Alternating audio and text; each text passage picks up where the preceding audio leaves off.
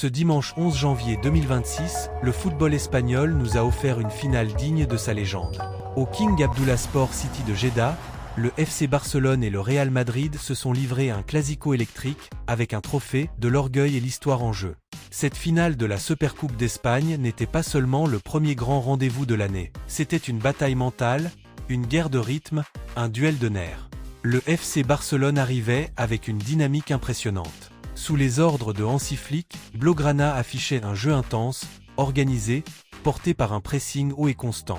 Malgré quelques incertitudes physiques autour de Lamine Yamal, le Barça semblait prêt à imposer sa loi. En face, le Real Madrid, dirigé par Xavi Alonso, sortait d'un derby madrilène éprouvant mais révélateur de son caractère.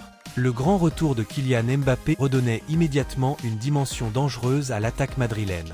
Tout était réuni pour un classico sous haute tension. Dès les premières minutes, le rythme est intense. Les duels s'enchaînent, blocs se répondent, personne ne veut reculer. Et c'est finalement le FC Barcelone qui frappe en premier. 36 minutes. Sur une action parfaitement construite, Fermín López délivre une passe millimétrée. Rafinha surgit et ajuste le gardien madrilène. Le Barça prend l'avantage et fait exploser le banc catalan. Mais comme toujours dans un classico, rien n'est jamais simple. Dans le temps additionnel de la première période, le match bascule dans la folie. Le Real Madrid égalize. Vinicius Junior, bien servi par Gonzalo Garcia, plus froidement. 1-1, tout est relancé. À peine le temps de respirer. Robert Lewandowski, parfaitement placé, redonne l'avantage au Barça après une offrande de Pedri. Barça croit rentrer au vestiaire devant. Mais le Real Madrid refuse de plier. Juste avant la pause, Gonzalo Garcia surgit à son tour et remet les deux équipes à égalité. 3 buts en quelques minutes. Un premier acte totalement fou.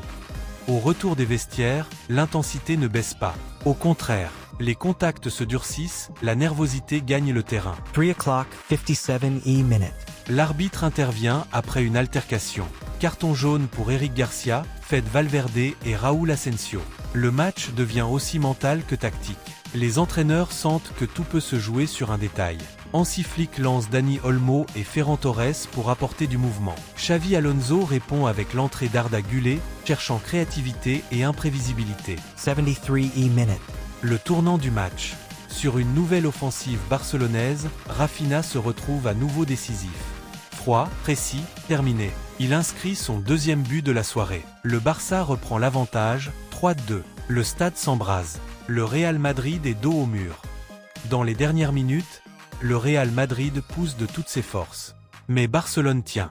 La défense catalane souffre, mais ne rompt pas. Chaque ballon est disputé comme si le titre en dépendait, ce que c'est le cas. Et lorsque le coup de sifflet final retentit, le verdict tombe.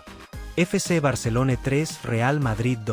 Au terme d'un classico intense, spectaculaire et indécis jusqu'au bout, le Barça s'offre la Supercoupe d'Espagne et envoie un message fort pour la suite de la saison. Rafinha, héros du soir. Le Real, combatif mais puni par ses erreurs. Une finale mémorable. Un classico comme seul le football espagnol sait en offrir. Dis-moi en commentaire. Rafinha homme du match? Le Real méritait-il mieux? Qui a été le meilleur joueur sur le terrain selon toi? Like, abonne-toi, rendez-vous pour les prochaines grandes nuits de football.